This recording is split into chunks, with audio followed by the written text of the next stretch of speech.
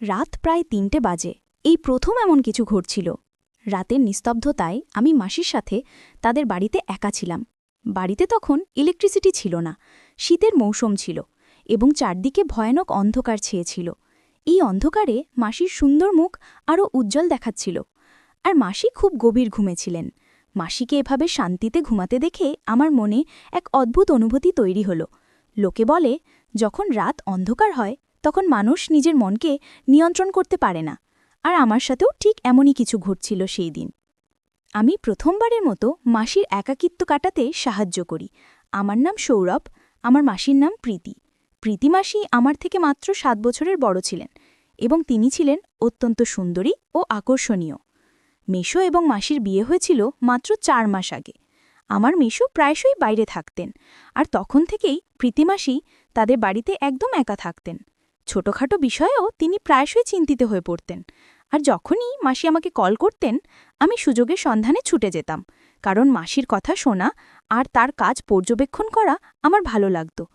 আজই যখন আমি স্কুল থেকে ফিরে দেখলাম প্রীতিমাসি বাড়িতে এসেছেন এবং তার চেহারা বেশ চিন্তিত দেখাচ্ছিল। আমি মাসিকে জিজ্ঞাসা করলাম, কি হয়েছে মাসি? তখন মাসি চিন্তিত হয়ে বললেন, সকাল থেকে বাড়িতে লাইট নেই, কারণ সময়মতো বিল জমা দেওয়া হয়নি, তাই লাইনের সংযোগ কেটে দেওয়া হয়েছে। কথা বলতে বলতে মাসির চোখে জল চলে এলো। আমি মাসিকে জিজ্ঞাসা করলাম, আপনি লাইটের বিল জমা কেন করাননি? মাসি বললেন, সৌরভ, তুমি তো জানো যে তোমার রাহুল মেশো প্রায়শই শহরে থাকেন। আমি এখানে একদম একা থাকি, আর পুরো বাড়ি একা কিভাবে সামলাই। আমি লাইটের বিল কোথায় রেখেছি ভুলে গিয়েছি, তাই জমা দেওয়ার কথা মনে ছিল না এবং লাইন কেটে দেওয়া হয়েছে। মাসির কথা শুনে আমি তাকে সান্ত্বনা দিলাম এবং বললাম, মাসি, আপনি আমার সাথে চলুন, আমি আপনার লাইটের বিল জমা দেবার কোনো উপায় বের করে দেব, তাহলে আপনার বাড়িতে লাইটও চলে আসবে। এসব শুনে মাসি খুব খুশি হয়ে গেলেন এবং আমি ক্ষুধার্ত তৃষ্ণার্ত অবস্থায় মাসির সাথে বেরিয়ে পড়লাম। আমি কোনো না কোনোভাবে মাসির লাইটের বিল জমা করে দিলাম। এরপর ফেরার পথে মাসি আমাকে তাদের বাড়িতে নিয়ে গেলেন। রাত বেশ গভীর হয়ে যাচ্ছিল এবং চারদিকে অন্ধকার ছড়িয়ে পড়ছিল, আর তখনও লাইট আসেনি। যখন আমরা বাড়িতে ঢুকলাম তখন আমরা কিছুই দেখতে পাচ্ছিলাম না। আমি তাড়াতাড়ি আমার ফোনে ফ্ল্যাশলাইট জ্বালালাম এবং অন্ধকারে হঠাৎই আমার নজর মাসির দিকে পড়ল। তখনই আমার মনে একটি চিন্তা এলো। আমি মাসিকে বললাম, আপনি বেডরুমে গিয়ে বসুন, আমি দেখি বিদ্যুতের জন্য কোনো ব্যবস্থা করতে পারি কিনা। মাসি বললেন, সৌরভ, আমার অন্ধকারে খুব ভয় লাগে, তাই তো তোমাকে আমার সাথে নিয়ে এসেছি। মাসির কথা শুনে আমি খুব স্নেহের সাথে তার মাথায় হাত রাখলাম এবং বললাম, মাসি, আপনি ভয় পাবেন না, এখন আপনি আপনার বাড়িতে একা নন। আমি মাসির হাত ধরে তাদের বিছানায় বসিয়ে দিলাম এবং তাকে বললাম, আমি কিছুক্ষণের মধ্যে ফিরে আসছি, আপনি খুব আরামে বসুন। আমি যখন রুম থেকে বেরোতে যাচ্ছিলাম তখন মাসি অন্ধকারে ভয়ে আমার হাত একদম শক্ত করে ধরে ফেললেন আর হাউমাউ করে কাঁদতে লাগলেন। আমি মাসিকে সান্ত্বনা দিলাম। কিছুক্ষণের মধ্যে মাসি গভীর ঘুমে চলে গেলেন। মাসি সাধারণত বাড়িতে শাড়ি আর হালকা ব্লাউজ পরে থাকেন আর রাতে নাইটি পরে ঘুমান, কিন্তু আজকে তিনি নাইটি পরেননি। নাইটি পরলে অনেক ভালো হতো। আজ হালকা সবুজ রঙের শাড়ি পরেছেন। শাড়িতে ঘুমন্ত মাসিকে দেখে পরীর মতো লাগছিল। তাকে দেখে আমার অদ্ভুত অনুভূতি হচ্ছিল। আমি যত দ্রুত সম্ভব আমার উদ্দেশ্য সাধন করতে চাচ্ছিলাম। যেমন কথা তেমন কাজ। এই অন্ধকার ঘরে সেদিন রাতে অনেক কাজ করেছি। মাসি গভীর ঘুমে থাকায় কিছুই টের পেলেন না। আমার জন্য বেশ সুবিধাই হয়েছিল। সকালে ঘুম ভাঙতেই আমি নিজেকে খুব ক্লান্ত অনুভব করছিলাম। দেখলাম প্রীতি মাসি উঠে গেছেন আর খুব রেগে আমার দিকে তাকিয়ে আছেন। আমি জিজ্ঞেস করলাম, কি হয়েছে মাসি? আপনি আমাকে এভাবে তীর্যক দৃষ্টিতে কেন দেখছেন? এক মুহূর্তের জন্য আমার মনে হলো মাসি কি জানতে পেরেছেন যে আমি গতরাতে কি করেছি। মাসি বললেন, অর্ধেক দিন চলে গেছে, আর সৌরভ, তুমি এখনো ঘুমাচ্ছ?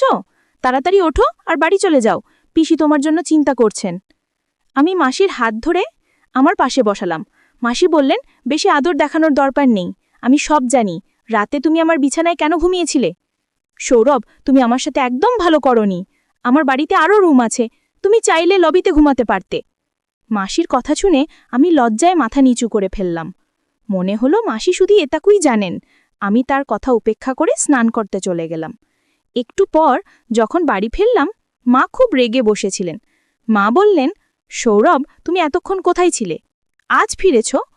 আমি মাকে বললাম, মাসি অন্ধকারে খুব ভয় পেয়েছিলেন, তাই বাড়ি আসিনি। এখন সকালে মাসির বাড়িতে লাইট চলে এসেছে, এখন মাসির আর কষ্ট হবে না।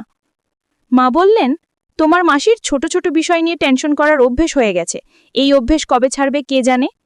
মা মাসির আচরণে খুব অভিযোগ করছিলেন, আর আমি মায়ের কথা শুনে শুধু মাথা নাড়াচ্ছিলাম। এমনি করে 3 দিন কেটে গেল, আর আমার মাসির বাড়ি যাওয়ার কোনো উপায় হচ্ছিল না। আমার মন খুব খারাপ ছিল যে কিভাবে মাসির বাড়ি যাব। 3 দিন পর যখন আমি বন্ধুদের বাড়ি থেকে ফিরছিলাম, দেখলাম মা চিকেন বানাচ্ছেন। আমি ইচ্ছে করে মায়ের সামনে বললাম, মাসি চিকেন খেতে খুব পছন্দ করেন। এ কথা শুনে তারও একটু দয়া হলো যে মাসি তো চিকেন পাননি। মা বলে উঠলেন, মাসির বাড়ি তেমন দূরে নয়, গাড়ি নিয়ে যাও, 1 মিনিটও লাগবে না, আর তোমার মাসিকে দিয়ে আসো। আমি আমার সুযোগের সন্ধানে ছিলাম, ইচ্ছে করে একটু অনিচ্ছা দেখিয়ে বললাম, ঠিক আছে মা, আমি মাসিকে চিকেন দিয়ে আসি। মা তাড়াতাড়ি টিফিন প্যাক করে দিলেন। আমার মন খুশিতে ভরে গেল। আমি মাসির বাড়ি পৌঁছলাম। মাসি রান্না করতে যাচ্ছিলেন। চিকেনের টিফিন দেখে তিনি খুব খুশি হলেন, আর আমাকেও খেতে বললেন। আমি সঙ্গে সঙ্গে তার সাথে বসে গেলাম, আর আমরা দুজনে মিলে চিকেন খেলাম। আমি তো আমার বাড়ি ফিরে যাবার কোনো চিন্তাই করছিলাম না। বেশ কিছুক্ষণ পর আমি মোবাইলে গেম খেলা শুরু করলাম।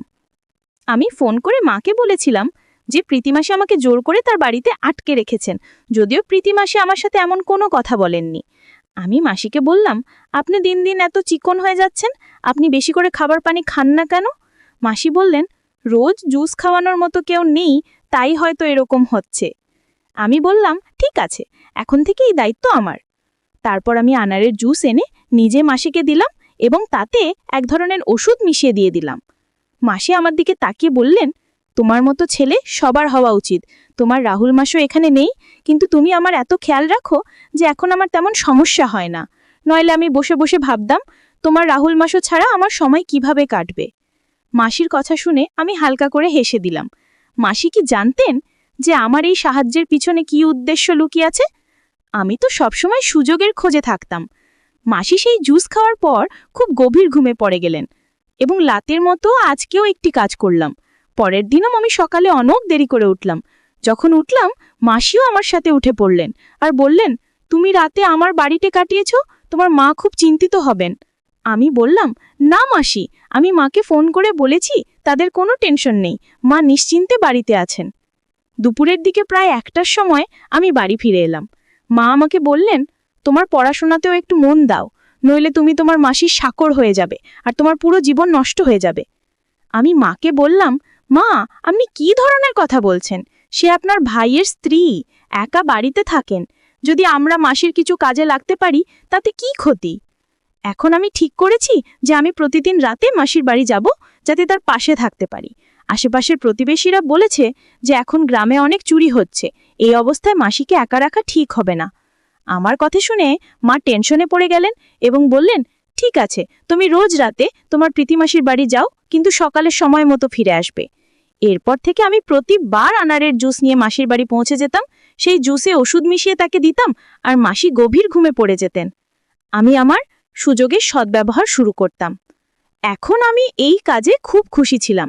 আমি খুব সহজেই মাসিকে বোকা বানিয়ে দিতে পারতাম। মাসি কখনো আমার উপর সন্দেহ করেননি, আর বুঝতেও পারেননি যে আমার উদ্দেশ্য।